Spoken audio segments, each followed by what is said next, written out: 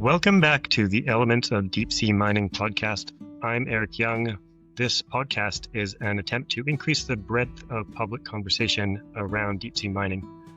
My guest today, Andreas Svanlund, gives me a tour of some of the conversations and context that form the background of some of the deep sea mining debate. These people, even though these are very central in all of their departments, they was totally unaware of the vulnerabilities that had not been a focus of the national security planning. That really surprised me because it was so fundamental. But my message resonated with them immediately. I've noticed that some people are frankly bewildered by the opinions and actions of others in the space. We all have different fears and different goals, and as always, I think that understanding one another is the basic first step toward working together. With that said, I hope you find this conversation as informative as I did. As always, if you think this podcast is worth sharing, then do share it. If you have other perspectives you would like to hear on the pod, please get in touch with me at eric@elementspod.com. I wasn't actually sure how to describe you, Andreas. How do you generally introduce yourself? In the environment that I used to work, I was known to be a fixer, just ensuring that people had the equipment and stuff they needed when they had to make use of it. So I've been a problem solver, and I'm a lateral thinker as well. So I try to see the challenges that we have and find ways to deal with them.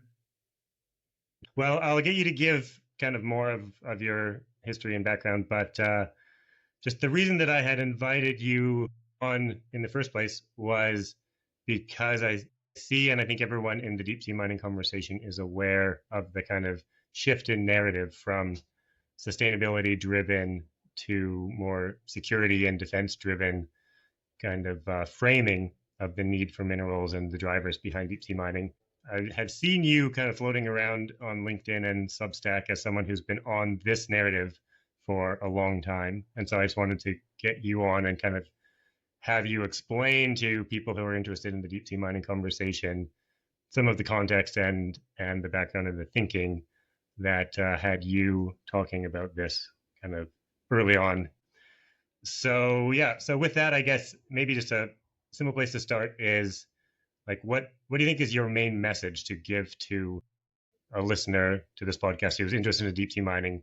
I think some of the challenge that we face today is that we have an industry and a way of thinking. We're thinking in terms of lean, making things as efficient as possible, when what we are actually needing right now is how to make things more resilient. Yeah, I think that's great. Let's start now with your background. How did you get to where you are? So my background is from the military, where I worked as an officer in the Norwegian Armed Forces for 12 years before joining the defense industry. In the defense industry, I worked closely with the special operation units within NATO and Europol, ensuring that they got the equipment they needed to do the stuff that they do. And within this environment, I came to be known as a fixer. So whether it was contractual issues or if it was just certain types of equipment that needed to be in a certain places at a certain time, I ensured that happened. But one day I received a phone call from a friend of mine. He's been in the subsea business for a long time, building subsea excavators, both for treasure hunting and for oil and gas activities. And now they had established this deep sea mining company, or marine mineral company. And he asked whether I was interested in helping ensuring that we got the Norwegian continental shelf opened. And that was, of course, something that I've never done before. It appealed to me, and I very soon started to digging into the mineral industry, trying to identify the potential obstacles and understand how the system was structured. Why did he tap you for this? He just recognized that you were someone who was good at solving a wide set of problems and saw that he had kind of in starting a new industry from scratch, he needed someone with flexibility and problem solving, and just thought you would get into this challenge. I think that was the reason. With this guy, we did the masters together. He knew that I had sometimes a unconventional way of approaching problems, and that was what they needed at the time.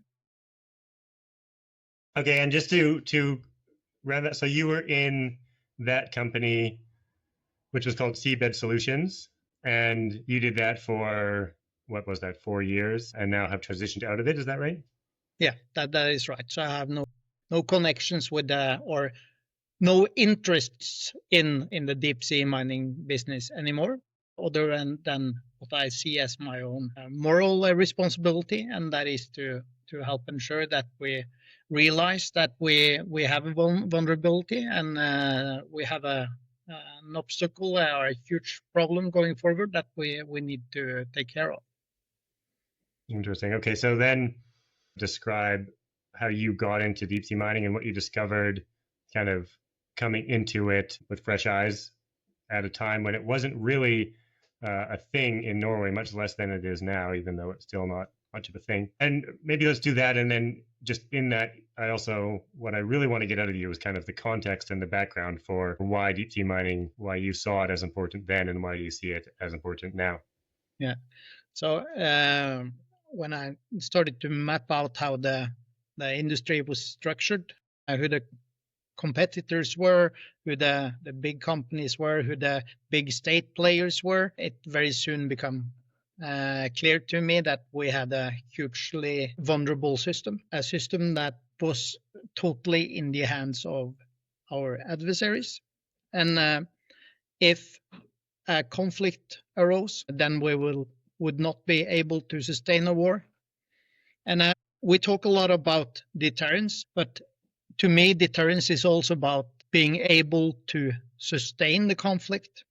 And right now, NATO are only able to bark, and they are not able to bite if the conflict exceeds 2 months. So that was something that I very, very soon realized. And so you realized that once you started looking into marine minerals, you started looking into the demand for minerals and where these would go and who would be the suppliers and the alternative suppliers. And that's when you realized that there was a vulnerability. You didn't come to that. I mean, even all of your years in the defense industry, you hadn't kind of cued to this specific vulnerability. No, prior to that, I hadn't looked too much into it, but I knew that everything that exists in the world, everything that is made out of energy, materials, and competency. And if one of those factors is in the hands of other than you, then you have a vulnerability that you need to work yourself around. And when it came to the minerals, and especially the rare earths, where all of them were in the hands of China, that was a huge problem. And I knew that this was a type of vulnerability that would ensure that we would not be able to come out on top of any conflict. So I contacted a high-ranking general that I know, explained to him the things that I saw. He saw the same things as I did, and he pointed me in the right direction. And I started to talking with the people that care about these things, and work myself around from there. Interesting. I think you're the first person I've ever spoken to who was able to say, so I called a high-ranking general, but I know it. Yeah, so I guess I just want you to put more color into that picture. So The discussion now, I guess, is maybe a good place to start. So people are aware. I think everyone who listens to this podcast is probably aware that China dominates a lot of critical mineral processing and a fair amount of critical mineral sourcing. And the ones that stand out in people's minds are rare earth elements, where China is said to have 90% or more of the processing kind of flow through, has to go through China at some point. And those get mentioned in deep sea mining context, although I get a feeling that a lot of people don't really know whether or not they're relevant to deep sea mining, because really most of the conversation around deep sea mining is nickel and cobalt, and to a lesser extent, copper. Just fill in the rest of that picture. So aside from China having the control of these mineral processing chains, and kind of the rest of the world realizing that they want them. First, they realized they wanted them in order to compete on electric vehicle batteries and industrial purposes.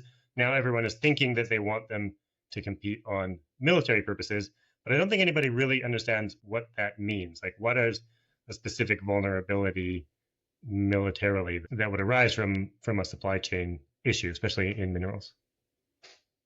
I think we can start by mapping out some of the key drivers that will change the international economy going forward, where we at the one end have the transitioning to clean technologies, which from my perspective is more or less an injection of liquidity into the current system just to keep it running.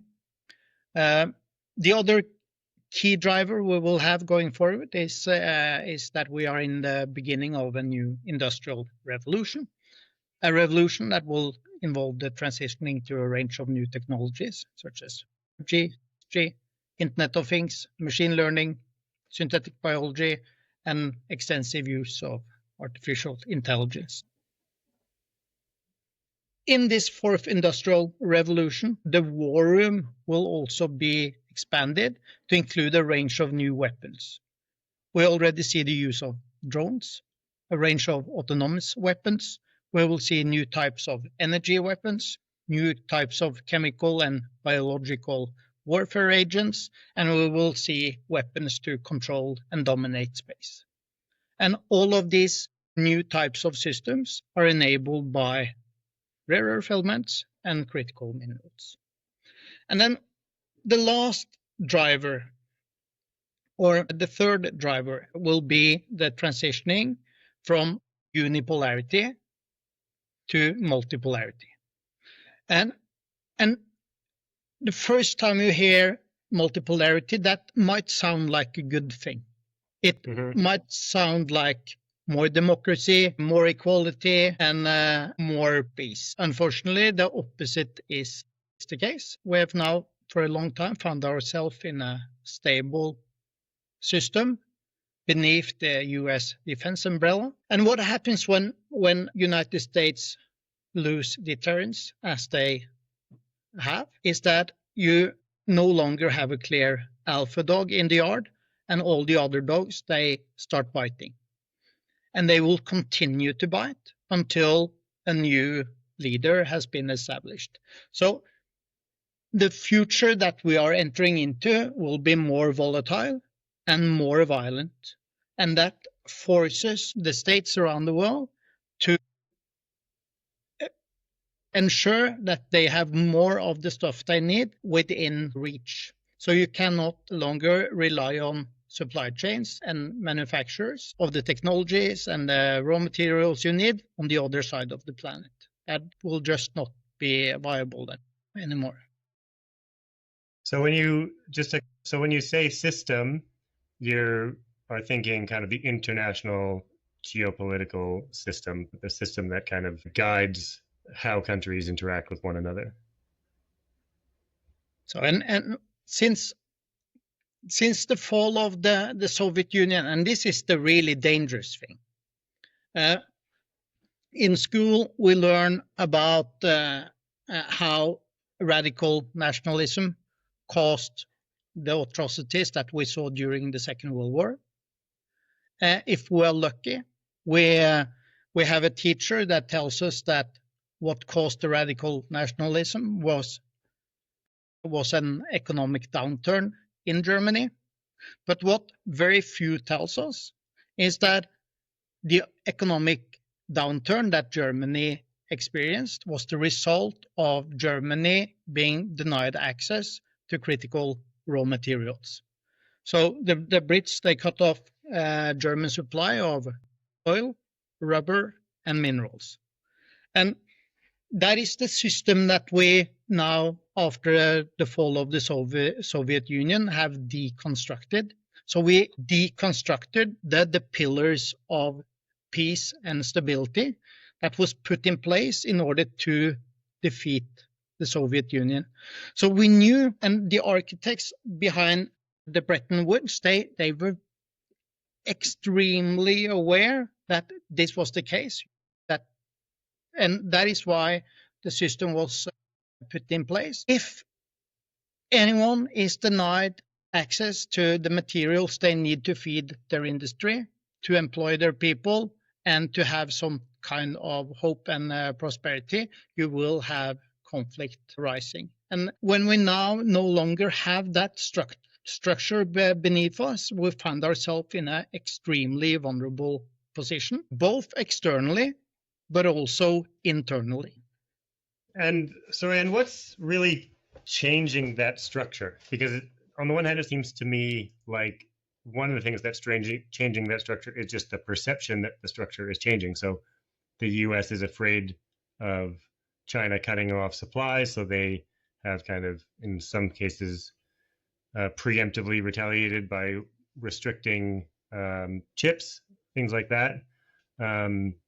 And then I guess, my question is just kind of, I see a feedback loop of the fear of the system changing leading to the system changing, but I don't see how that feedback loop started. Like, do you have an idea of kind of what changed from this kind of stable state that we were in to tipping down towards what you're describing? I think that it could be wise to look back in history and see how the world used to work. And if we go back to the time when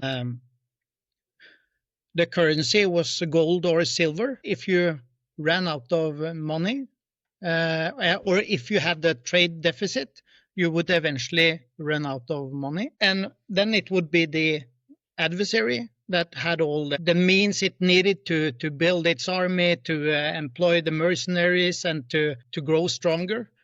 That changed when we got the fiat currency, but it did not solve the underlying problem. So we outsourced the production we had, and since we know we're no longer producing, we could print money in order to keep people employed. But that, of course, reduced the value of the money and increased the inequality within the country. And the main fallacy right now is that we, in terms of GDP, sees dollars made out of production and dollars made out of financialization as equal in dollar terms. But as soon as you have a conflict, that equality is no longer there. And that is what we are also seeing with Russia now. Sanctioning Russia has been extremely difficult because Russia finds itself in the beginning of the supply chain. It has a stable raw material base. It has a stable construction base, and it can sustain the war. So the finance about making money of money, that works as long as the system works. But as soon as that breaks down, the vulnerabilities become very visible. So you're sort of saying that it was kind of the stability of the system made it possible for certain countries in the West to kind of shift gradually towards a more financially top-heavy system and go towards a fiat currency and export more of their manufacturing to the rest of the world. And that has just grown to the point where it's so sort of top-heavy that it's now tipping over.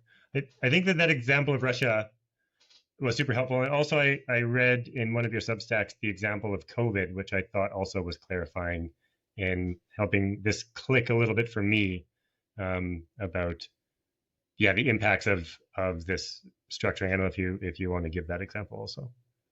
And what COVID was, I think it was very good that we had COVID when we had it, because then that made us realize that we are in a very vulnerable situation. The things that we experienced with lack of medical products and protective gear, that also the situation is the same in many areas and many segments. So that kicked off that really helped us realizing that we need to try to regain balance again.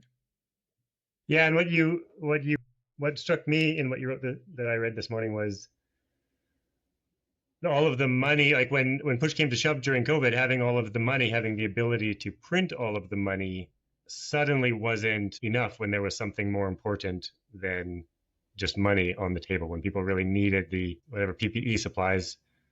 That is the really challenging thing, is that if you don't have production, then eventually your only option is to print money, and that will drive inequality domestically and internationally as well. So it is really important that we try to get the production back, and also the stuff we need to feed our manufacturing. If not, we will decline. And that has been the road that we've been on. And now we are seeing efforts to do something about that. It will not happen automatically. It will be some huge obstacles that we need to address in order to become self-sustainable again. But at least we are seeing efforts in that direction.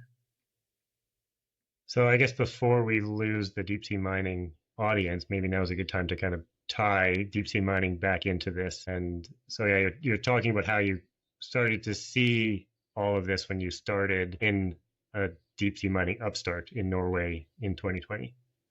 Yeah. So the most important thing for me is not whether we get the minerals we need from the deep sea or from land.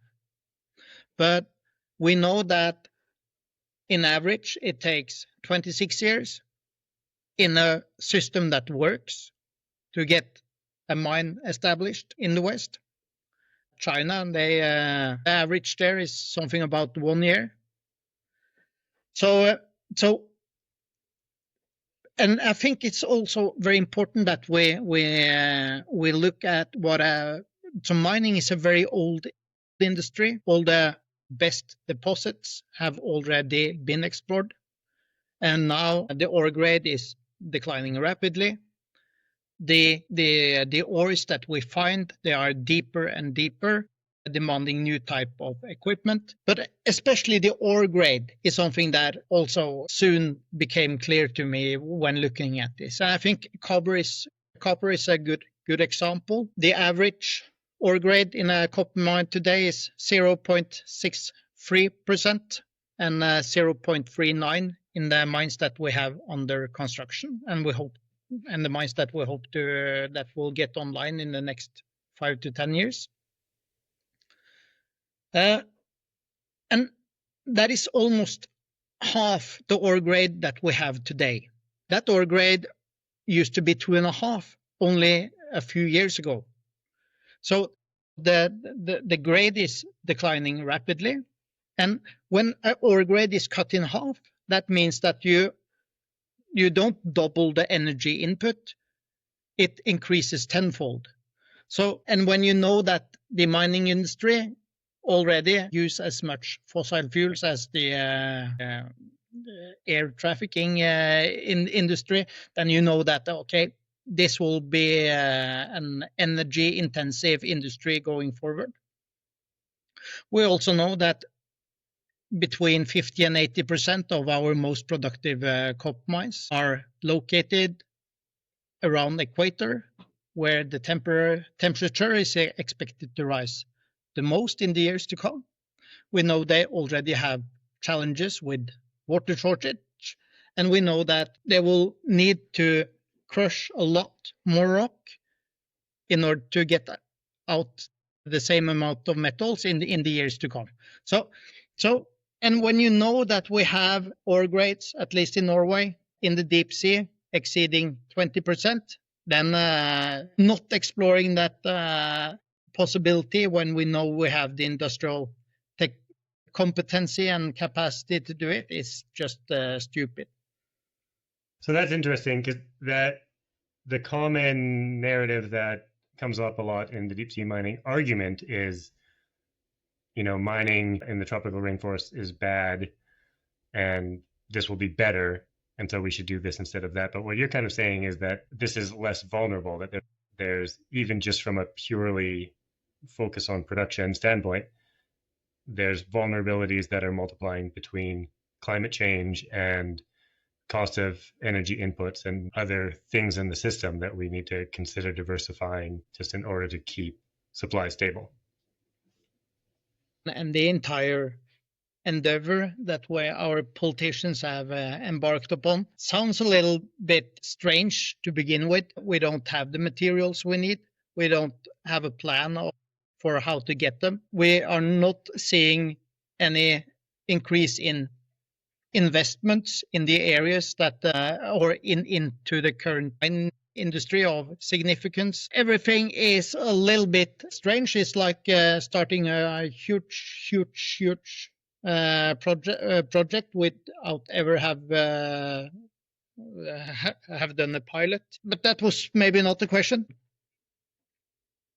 Yeah, no, I thought it was interesting that you have a slightly different narrative focus here, just being resilience focused rather than kind of a more, I don't want to say directly moralizing comparison, but that's often kind of just the simplistic narrative, or the narrative that I hear argued about between, if you put someone from an NGO and someone from a deep sea mining company in a room together, you'll quickly get to, well, do you want to cut down rainforest in Indonesia, or do you want to mine the Clarion-Clipperton zone? And it's just interesting to hear you add more nuance to that, to say, well, even if we just stay on terrestrial mines, there's other issues that we're going to encounter.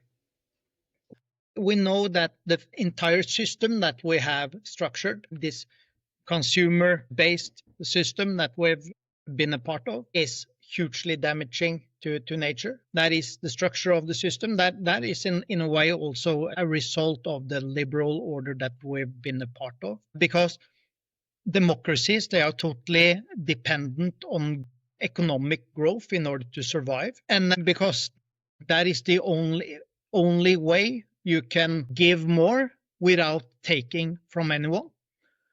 So to begin with, when we, just after the war, have had a very nationally focused economy, national investments, family first, and then gradually the individual became more and more important. So you have this consumer-based system that drove also environmental destruction as well. And I think that I don't necessarily think that the system that we are entering into will be more environmental damaging than the system that we have been a part of. I think that we will now see the nations focusing more on their own interests, and that will mean less individual consumption and more state financed and state focused direct investments, and that could be a good thing, hopefully. But of course the world will be volatile, so it's a sword with two ends in a way. Wow, yeah. Well, this is, you're giving me a lot of new perspectives here to consider. So what you just said was a little bit that, we can't sustain infinite growth in a finite system. But whereas I think some people say, well, the outcome of that is just we're going to consume less, like the system is going to constrain how much we can take from it. You're saying, well, what's going to happen as part of a return to a more national as opposed to global focus, then there's going to be more state-driven industrial policy, state-driven consumption as opposed to individual consumer-driven. I believe that will be one of the outcomes, but we are in a very vulnerable situation where the liberal order had very many advantages. One of them was that it was the first time in history that the small nations got a fair chance to compete. So if we look at history and back to the imperial age, a nation needed oil, coal, ore, and food in order to sustain economic growth. In the liberal system, it was enough having one resource. So if you had oil, you could trade that for everything else, and that allowed you to grow a population much larger than the land was able to sustain. If you had a huge working age population that you were not able to employ, you could ship them abroad. Nothing like that had ever happened in history.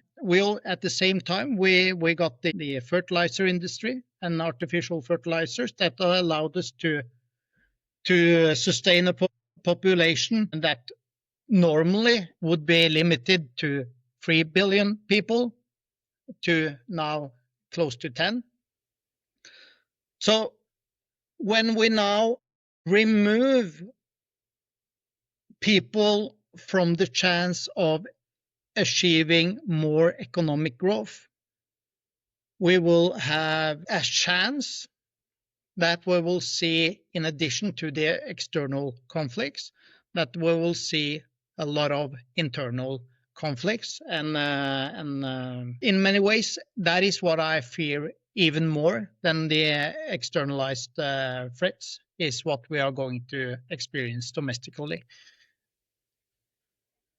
Okay, so yeah, I want to pull us back again to deep sea mining. Yeah, it's easy to get to follow you down broad spectrum global drivers of just kind of the change that's coming. But again, how does that change relate to the deep sea mining industry? So maybe just, I guess also, I don't think, because a lot of this podcast audience is international, and so internationally, the big deep sea mining industry is focused around the potential for nodules, and then some talk of cobalt crusts. But what is the deep sea mining potential for Norway that you saw when you were in that space?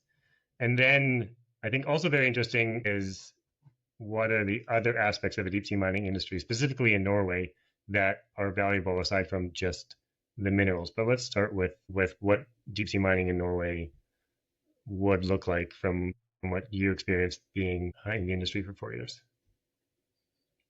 So Norway have been very lucky with where it's positioned, except being the close neighbor to Russia.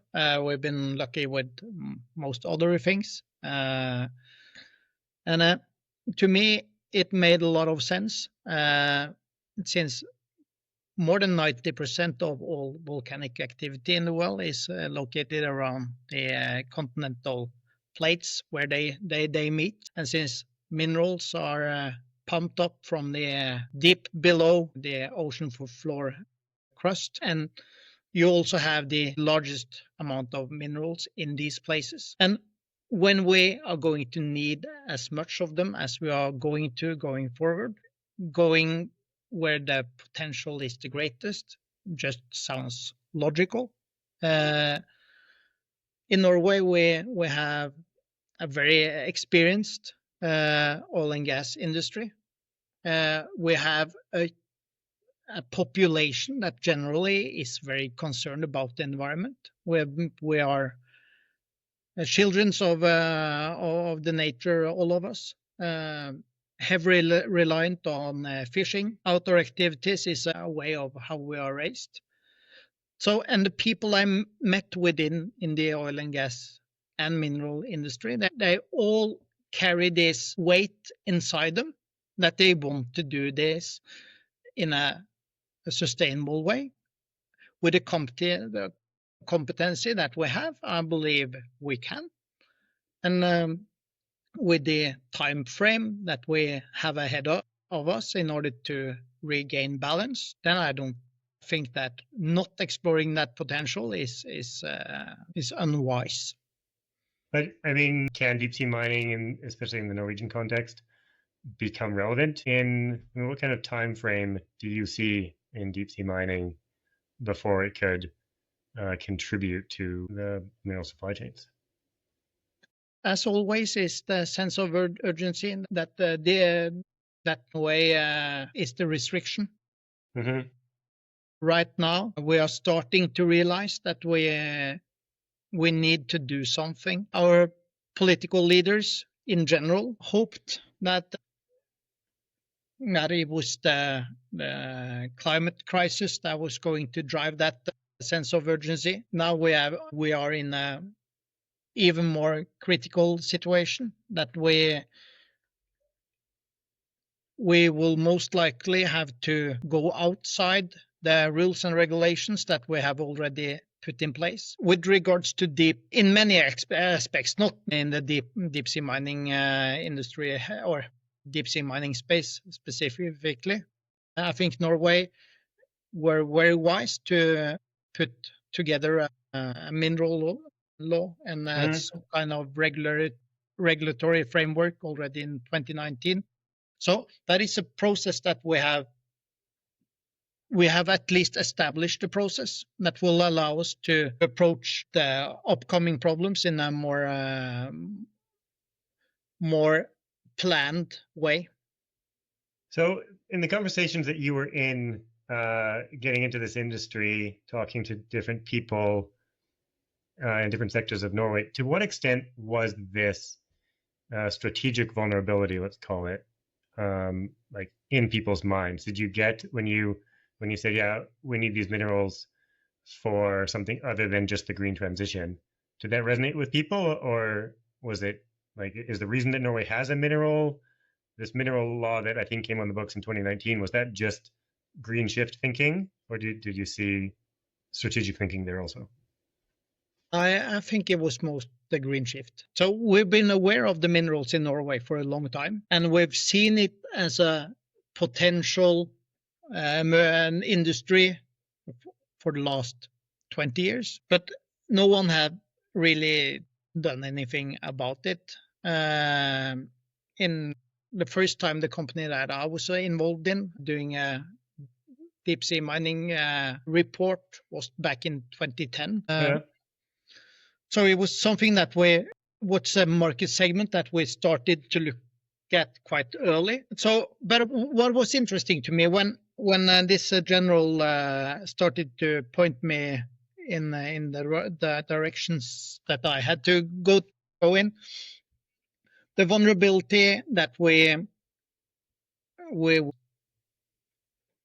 these people, even though these are very central in all of their departments, they was totally unaware of the vulnerabilities at all. So that had not been a focus of the national security planning. Interesting. And that really surprised me because it was so fundamental. But my message resonated with them immediately. Okay. So, but that was after 2019. And was there, so you're talking to the people in the central decision-making government spaces. They're not aware of this. Were there some people somewhere who were aware of this? Kind of, or, I mean, I guess when you're doing this research in 2020, learning about this, are you discovering that there's some people who are talking about it somewhere and it just hasn't trickled into government yet, or? So, like always, it is the big nations that draft out how they want the world to look going forward. I follow American politics and security thinking closely. So United States had started to, and this started especially after 2010. Then the thinking in the United States changed after Japan being blocked over rare earth access. It intensified further in 2012, but it had not, even in 2020, trickled down to Norway yet. So it was not. This was not the reason that we got the mineral law in place here.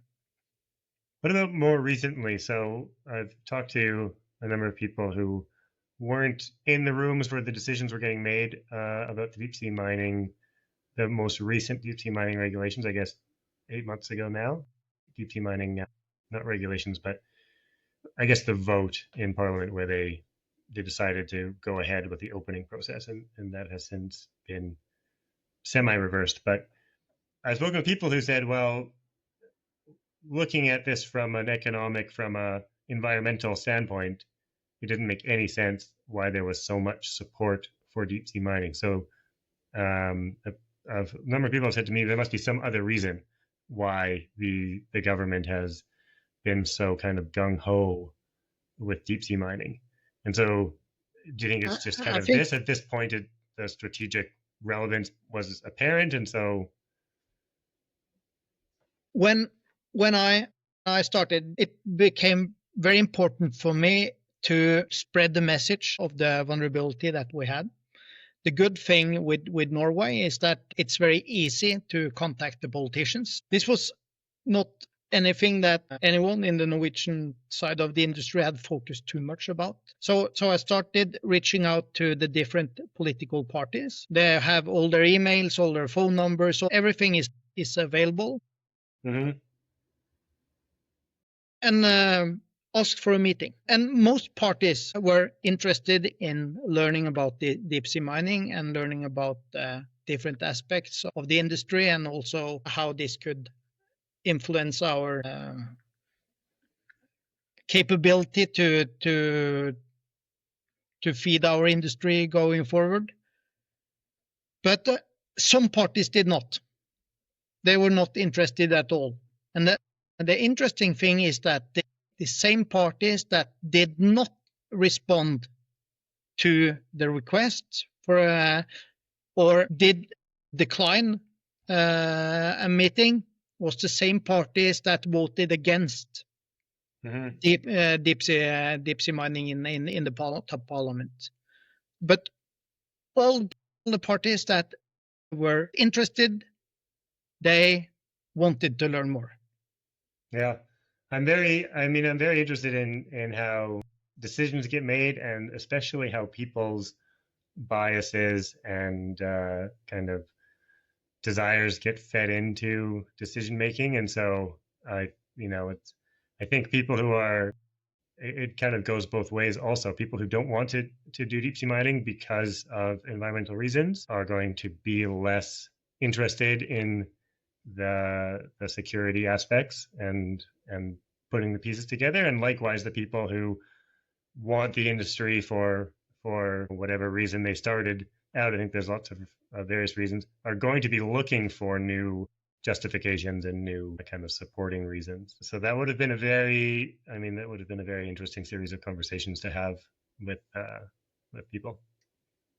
So I was very positively surprised how easy it was to get meetings with Norwegian politicians, how open they were and how willing they were to learn more. And then I was likewise as much disappointed by the parties that did not want to learn anything. So, and when it comes to media, this was also a very special forest to navigate in. Yeah. And most of the resistance that we experienced did not come from media, and did not come from the political side. It came from the media that were very, very biased. It was very hard to get anything on print at all, especially NRK was extremely difficult. The national Norwegian public broadcaster. Yes, that's right. So, and they posted everything that the NGO sent them, and extremely little of what the industry provided of information. And in many ways, I felt that media was working against this industry. And I'm not sure why they did it, but obviously someone in the NGOs have some very, very close connections there. I think if Sorry, go ahead. I'll ask after you finish your thought. Yeah, I think that if we look at media research, and there was a lady from Germany, Elisabeth Noel Neumann, and she says something about that most people, they like to identify with the majority. And if media takes a massive standpoint in a certain direction, people will lean in that direction because they believe it represents the majority. And I think she calls it something like the spiral of silence. People fear social isolation. I think that much of the resistance we see now is media generated. It is not representative of what people actually think. In the first phase, working with this industry, I've really felt that we had the entire public behind us. That gradually changed, but I really don't think that resistance that we are now seeing is that deep. That's interesting. So, yeah, I mean, my assumption about this is that it's much easier for people to come to the opinion that deep sea mining is scary. Like, we've just discovered these areas. It's very much, it's the movie Avatar, or it's, when I was a kid, the movie Fern Gully. It was, humanity gets access to a new place and there's minerals there, and the first thing that we want to do is exploit. And so when people say that, oh, there's so much resistance and that resistance is driven from a certain place, I'm always a little bit skeptical, because I think, well, that resistance might just be very natural to people to be kind of resistant to change, resistant to new things, especially in the context of a world where we're and I think that you have people's reference point, what they know mining looks like today. Mm-hmm. When and of course you don't want to ruin something that you don't know, but I think and if we could mine the moon, which China has clear goals of achieving, and they are far ahead of us in that aspect. That will be a good option, but as a step in that direction, deep sea mining will be important in order to develop and create new technologies.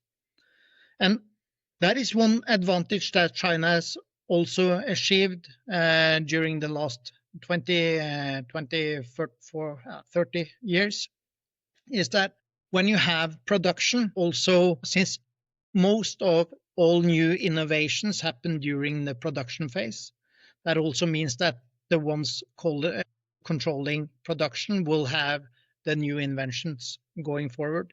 So if we want to be competitive on technology, we also need to produce. This is partly in the same puzzle.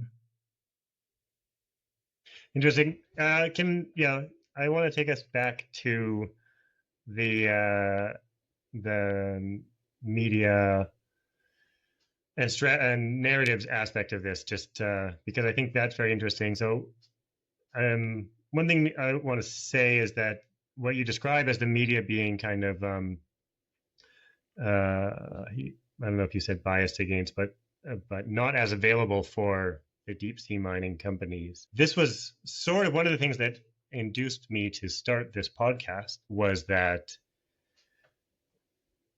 I did some interviews back in April last year with people all around the Norwegian deep sea mining space. And I got a lot of feedback that people were frustrated from all sides, not just in the pro deep sea mining side, but everybody had this perception that they weren't getting enough representation. They weren't getting enough.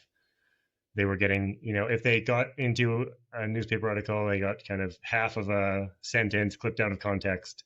And then if someone was hosting an event on deep sea mining, they weren't invited. And I got that from both sides. I got that from talking to WWF as well as talking to some of the CEOs of the startup mining companies. And so that was part of why I started doing this, was just to say, okay, well, these are very interesting conversations. So I think that people would get value out of them. And it's easy nowadays to just kind of give people a microphone and let them say as much as they want. And then if people want to listen to the whole thing, that's possible. But there was a lot of feeling of being misunderstood from all segments.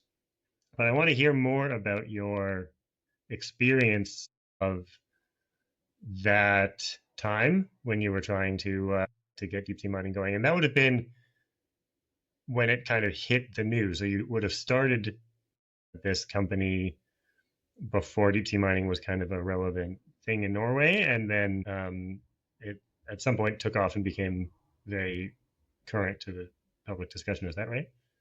So the first time I got an article on print in Norwegian media was in 2021-22. I wrote in Dagens Næringsliv about the vulnerabilities that we had, called the green shift red, emphasizing the dependencies the green shift would mean towards China.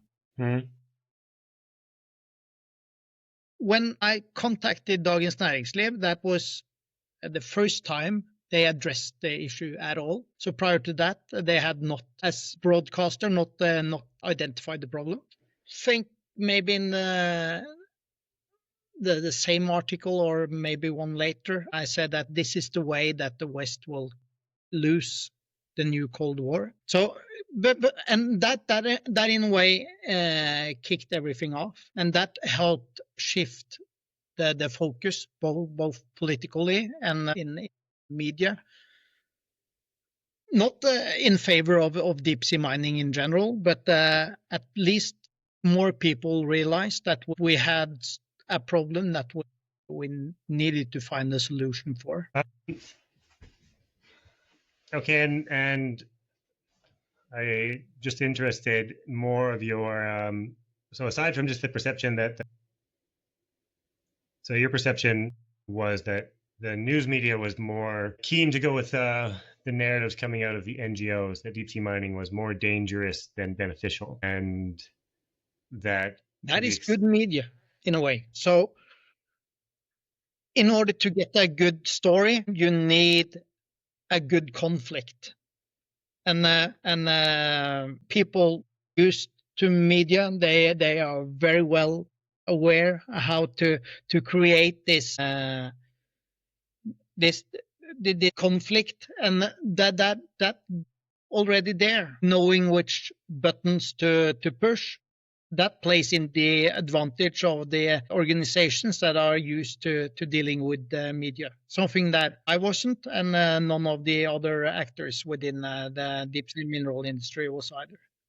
Do you think that to what extent do you think that the conflict in the media and in the narratives and in the public debate has been problematic for kind of like a best case outcome? Like, I've always assumed that the best thing for deep sea mining is if everybody from all perspectives you can't expect everybody to have a full overview of all of the different relevant issues. What you need is some people who are more concerned about the biodiversity issues, and other people who are more concerned about the security issues, and other people who are more concerned about the green transition issues, but in order to have the best decision making, you need good flow of information between everybody. And so then you have the same background as most of the people in the mining industry or the deep sea mining industry.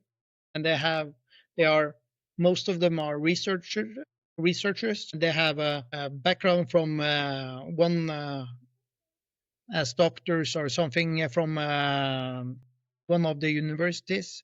And they have this fact-based approach. And they believe that it is the fact that will decide the outcome in the long run. mm-hmm. The NGOs, they have another way of working. And in many ways, at least when it comes to press, their method has proven more successful than ours.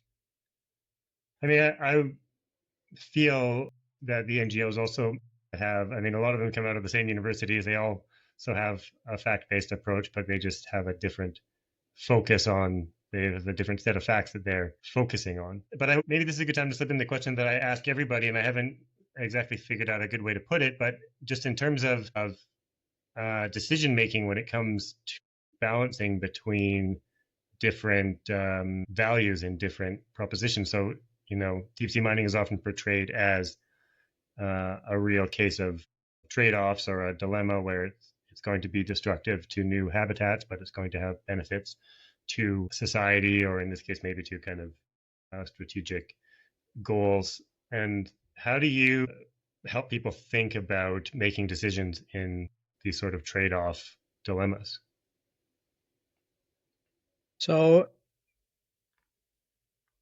I think people, if they knew the people that I know and how deeply dedicated they are in order to do this sustainably and the competency that they bring with them, they would trust them.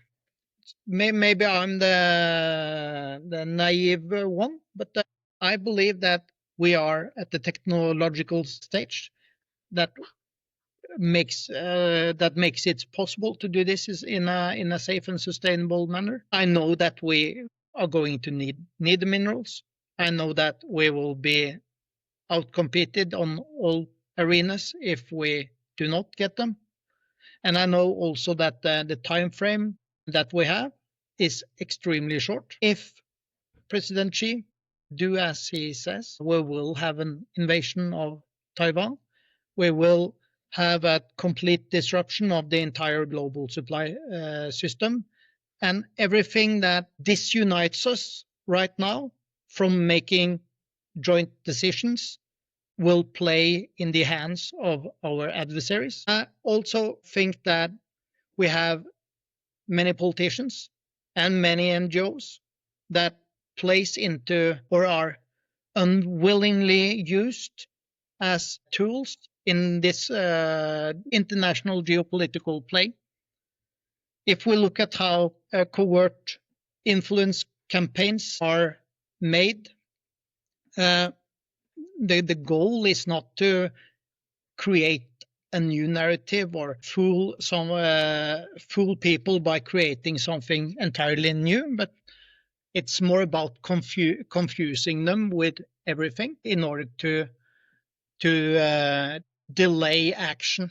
And right now it is action that we are going to need. So the way they usually do it is that they take existing narratives within a society and they just pour fuel on the narrative just to make it burn. If the flame burns out, they pour fuel on again, or they pour fuel on the other narrative just to keep the flame going. That is what I believe is happening. I think we are all being used, both when it comes to deep sea mining and Palestine and other cases that our adversaries, they see that as beneficial that we is disunited within Europe, and they use this extensively in order to build and strengthen their own interests. I think that's very interesting, especially in light of what you said about trust. You sort of started out by saying you think if people knew what you know and people you know, then they would trust one another. And then you went on to say that the lack of trust is going to make it very hard to take any action. And further, that lack of trust is being kind of strategically amplified. And so I often think that trust is a word that comes up for me all the time, specifically in the deep sea mining conversation. It's very interesting that you kind of also draw the parallel to the Palestine conversation. It's the same with, politics in North America is completely just in a free fall of trust. If we, in addition, lose the economic growth that we are used to, we will be very easy to manipulate, and we will have two sides becoming more and more radical, and it will be more and more difficult to create any form of unity. We need to give some people something to believe in again, and I think that if we create a joint goal of strengthening the middle class, which only can be done through production, we are in the beginning of something that at least will be better than the alternative. Interesting. Yeah, because that was going to be my next question: is how do we build trust? Because it seems to me, especially in the deep sea mining conversation, things are only getting worse. And I talk to people a lot trying to bridge the gaps, and in some cases, you can see that the trust is so broken that people aren't even wanting to talk to the other side. So you say having a common goal going forward is the way to rebuild trust. Is it one way to rebuild trust, or do you think that's the only way? What we have missed the last 20 years is that we used to have the Bretton Woods was a system with a purpose. That was the purpose of staying safe, protecting the people from the Soviet Union, having national unity, and that worked. When we lost that goal, we entered into a system with no goal, where the only goal became to increase GDP, having a target of 2%, 3% growth every year. Mm-hmm. And when you don't have production, the only way you can achieve that goal is to print more money, and that makes people in reality more poor. So we need to replace our economic goal with a true goal that benefits the average worker. And in a period of conflict, the only way is to produce.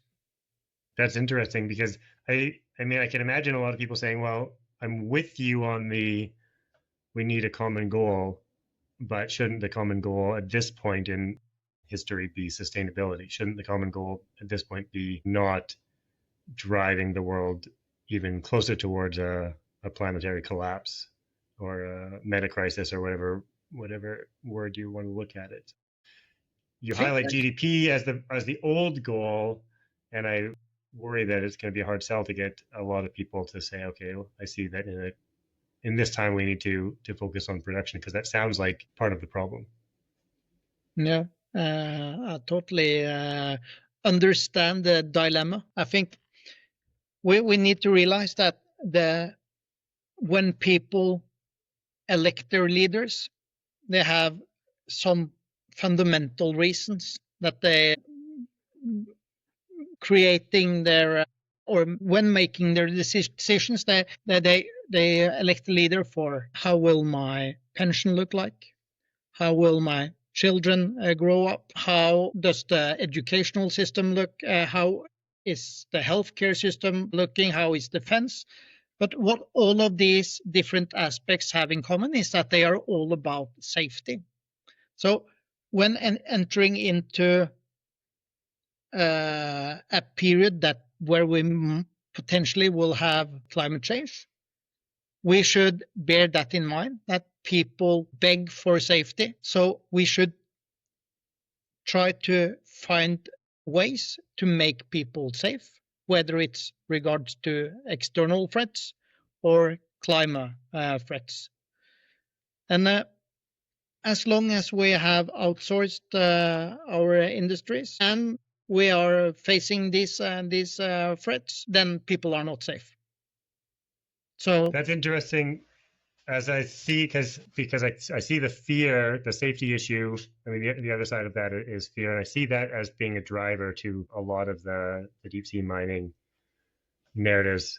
I've always seen it on both sides, but it certainly is there in the fear of ecological destruction, and you see it often in the kind of the very extreme, like we're going to break the oceans, we're going to we're going to tip off the next runaway climate change feedback cycle from deep sea mining. And so I'm with you that I see now, I mean, it's a useful puzzle piece that safety is key. That clicks for me. But again, I'm feeling a little bit despondent that it's going to be hard to unify around safety, because I see safety and fear being also used to divide on these topics.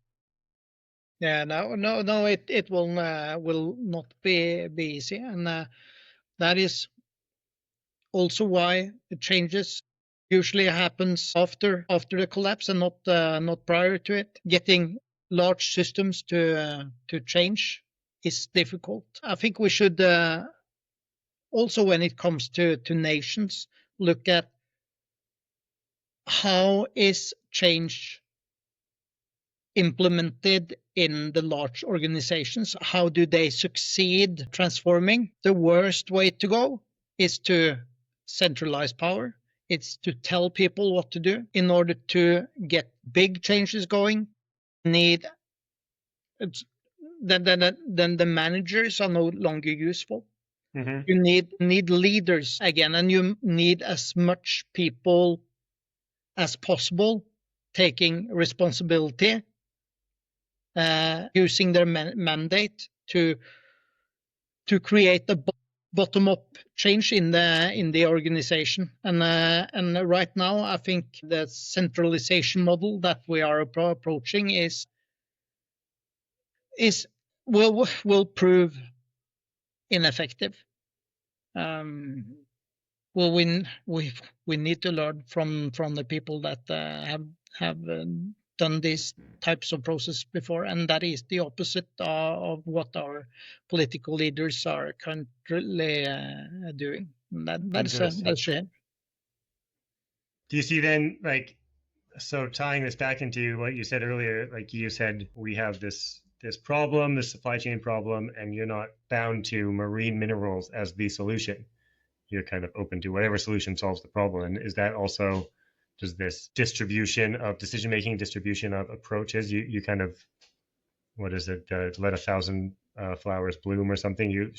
We should let people try to solve this issue from a number of different approaches and see which one has the most success. That is at least the model that allowed the United States to grow prosperous. If you look at how the United States used to work, in a way, you have two ways that you can create economic growth. The one method is to create something entirely new. And since you have something entirely new, you have something that nobody else have. And that allows you to have a high margin and economic growth in that way. The other way, and then that is the approach that we followed after the fall of the Soviet Union, is to have something that you already have, duplicate it, modify it, and sell it to an ever-increasing market. And that works for a while. But every time you modify and copy something, your margin decreases, the competition becomes stronger, and you rely on more and more efficiency, bigger and bigger companies, and it will also suppress labor cost and interest rates and everything. And so I think it's wise if we take a step back, look at what used to work, look at how we achieved nuclear dominance, how the internet was established, how we got the hypersonic planes, how we got to be a leader in digitalization, And looking at the America from the 50s, 60s, and 70s is a model that we can follow, distributing power, allowing people to both experience, compete, and to explore their ideas instead of falling into a set system. I think that is one of the reasons that we find ourselves in the situation that we are in, that we allowed too much globalization. Globalization is essentially the strategy of taking something you have and selling it to more and more and more. Yeah. And that has brought us to a very vulnerable place, and that is the system that we need to fix.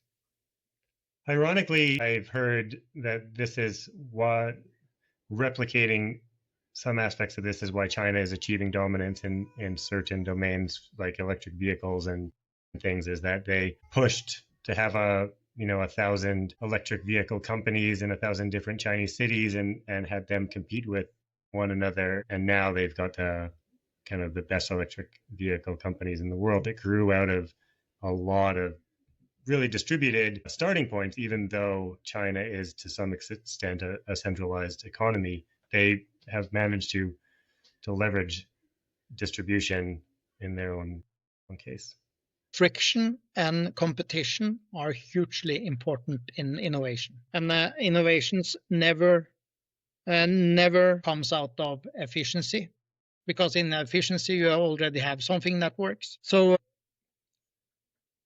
again, this distribution of power, it will be key going forward. And when you say, or when you read the report of Mario Draghi, that is the challenge that Europe must solve.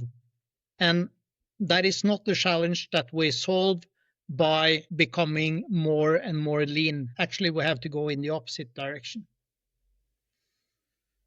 Well, I feel like we're already a bit over time, so maybe that's a good place to start wrapping up. Maybe just, you said something about how academia fits in, and that there's a problem in academia of specialization outside of purpose. And I wonder what you mean by that. I think when we have a common goal as a society, this is where we want to go, then you can direct the focus in that direction. But when you have deeper and deeper and deeper specialization, then you also have the area that you are researching more coming close to a religion for that person, because that is, this person invests its entire energy and all its efforts into this specific little area, and do really see very little of the world outside. So I think that can be a problem. Yeah, this is interesting. So, yeah, my PhD is about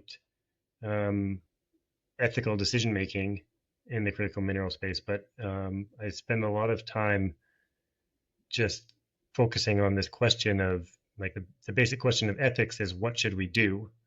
And it seems like that breaks down into kind of two components. One is the component of what the goal is, what the purpose is, and then the how do we achieve that purpose. And it often seems like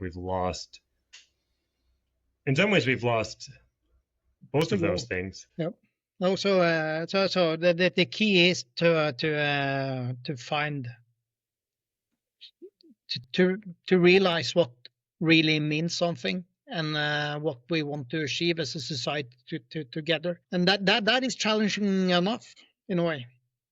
I believe that is absolutely challenging enough. That is perhaps as challenging as it gets, is to try to unify society around the common purpose. But it's a very interesting note to end on, and it certainly, I think, is extremely relevant to the deep sea mining conversation, and something that we should all at least think about a lot, is how do we get more common purpose and more unification, and certainly more trust into this, because at the end of the day, these decisions are going to get made, so it's better that we make them together rather than just be upset that they're being made by people who aren't making them the way that we want. Okay, Andreas Svanlund, thanks so much for taking the time to explain this. Yeah, do you want to just tell people where you're active on the internet if they want to follow you? First of all, thank you very much for having me. I really appreciate it. If people want, I'm very active on LinkedIn. I use LinkedIn more or less as a diary, trying to write down the thoughts that pops up that day. In addition, I have a Substack, my name at substack.com. So please follow me there as well. Yeah, I recommend following Svanlund on Substack because there's lots there and lots of interesting, thought-provoking pieces that gave me plenty to think about. Okay, then Andreas, thanks for your time today. Likewise.